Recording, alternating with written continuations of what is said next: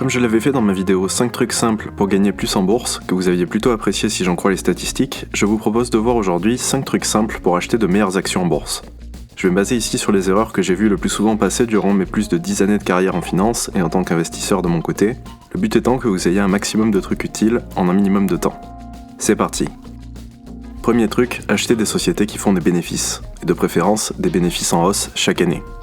Je sais, certains vont me dire ici que c'est évident, cependant prenez un échantillon des actions les plus populaires de ces dernières années, surtout auprès des investisseurs particuliers, je pense à GameStop, Navia, en son temps Canopy Growth, ou plus récemment Cathie Wood et son fonds ARK, spécialisé sur les valeurs technologiques non profitables. Gardez en tête qu'en bourse, une société qui n'a pas de revenus est fondamentalement juste une belle histoire. Les belles histoires se vendent très bien, mais la plupart du temps ne fonctionnent pas comme prévu une fois mises à l'épreuve de la réalité. Peter Lynch, investisseur multimillionnaire et auteur, est célèbre pour avoir déclaré « Méfiez-vous des nouvelles technologies, 100 millions en cash levés en bourse, 100 doctorants, 99 microscopes et 0 revenu ». Si sa remarque ironique s'appliquait à l'époque plus spécifiquement au secteur des biotech, vous pouvez la transposer à presque tous les secteurs boursiers. Si la société gagne déjà de l'argent, c'est un premier point en faveur du fait que son business model a été mis à l'épreuve de la réalité et que le gérant n'est pas un escroc ou un rêveur. Notez que la frontière entre les deux est souvent mince. En achetant des sociétés qui gagnent déjà de l'argent, vous réduirez votre risque drastiquement et vous vous tiendrez à l'écart des 90% d'arnaques, de projets fumeux, d'escrocs et de mauvaises idées qui ne seront simplement jamais profitables, peu importe ce que vous raconte leur fondateur. Point numéro 2, évitez les sociétés trop chères. Notez que vous pouvez utiliser votre ratio de valorisation préféré ici car de toute façon une société trop chère vous le créera probablement sur plusieurs tableaux différents. C'est un des grands pièges et paradoxes de la bourse, la plupart des sociétés qui semblent avoir un futur radieux et semblent sûres se paient beaucoup trop cher, ce qui les rend en fait risquées. La bourse est avant tout un jeu d'anticipation, et si tout le monde anticipe un futur radieux sur une société, son prix a tendance à être gonflé d'optimisme, ce qui diminue vos retours futurs.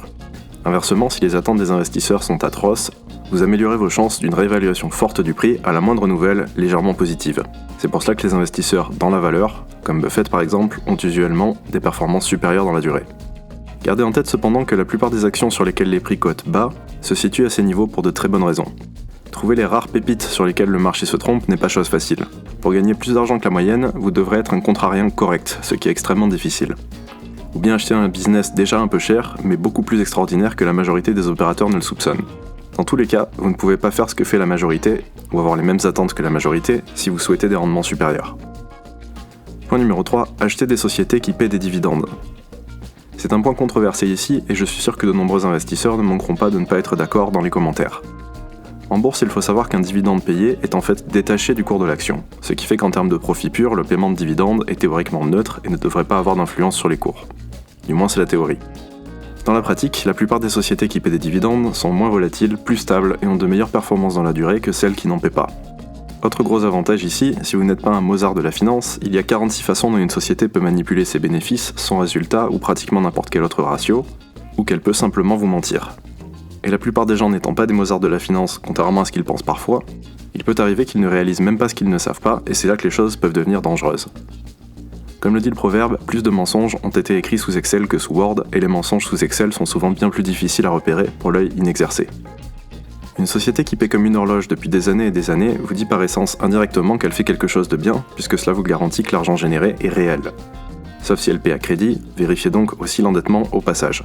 Également, c'est un des critères donnés par Graham dans l'investisseur intelligent, donc si vous venez de Twitter et que vous êtes en train d'affûter votre prochain commentaire anti-dividende, eh bien relisez le livre ou regardez ma vidéo. Point numéro 4, évitez le piège des actions à haut rendement. L'autre piège dans lequel tombe la majorité des investisseurs après avoir lu mon point précédent, ou après avoir vu une vidéo sur la magie des revenus passifs, généralement réalisée par un youtubeur de 19 ans ou un tiktoker qui n'a jamais travaillé dans le secteur, c'est de courir après les entreprises de la cote qui paient les plus gros dividendes, parce que cela vous donne l'illusion de gagner de l'argent. Et comme la manipulation des bénéfices et tout ce que j'évoquais à propos d'Excel, c'est encore ici une forme de sorcellerie financière pour vous donner l'impression de gagner des sous. Il faut savoir que le prix et les dividendes sont inversement corrélés en bourse, c'est-à-dire qu'une action paie de hauts dividendes quand son prix est au plus bas. Si vous recherchez en priorité des entreprises avec les plus hauts dividendes de la cote, vous tomberez donc automatiquement sur les entreprises avec les plus gros problèmes et les plus mauvaises perspectives du marché. Si vous vous souvenez ce que nous avons dit dans le point précédent, le marché a usuellement raison et très peu souvent tort, ce qui veut dire que vous vous retrouverez avec un échantillon de très très mauvaises sociétés sur lequel vous avez de très très fortes chances de vous tromper. Notez que cette remarque est backée par plusieurs statistiques. Gagner 10% de dividendes ne vous sera pas très utile si la valeur de la société chute de 50% par ailleurs et qu'elle coupe ses paiements en bonus dans les mois qui suivent. clin d'œil au passage à EDF. Laissez donc le monde du haut rendement aux professionnels, qui eux-mêmes se tromperont très souvent, et commencez par un secteur où vous mettez les chances d'avoir de bonnes sociétés de votre côté. Point numéro 5, lisez les rapports annuels. Les sociétés cotées en bourse sont tenues de publier régulièrement des informations financières à leur sujet que généralement personne ne lit ou ne comprend. Je ne dis pas bien entendu de lire tout le temps les rapports de toutes les sociétés, mais vous devez lire au moins ceux des sociétés dans lesquelles vous envisagez d'investir afin d'être sûr qu'il n'y a pas de loup et que rien ne vous échappe. Beaucoup d'investisseurs amateurs adorent se reposer sur des agrégateurs de données qui compilent 3 ou 4 ratios importants sur une société. Le problème c'est que ces ratios sont souvent faux ou laissent de côté une partie importante de l'information.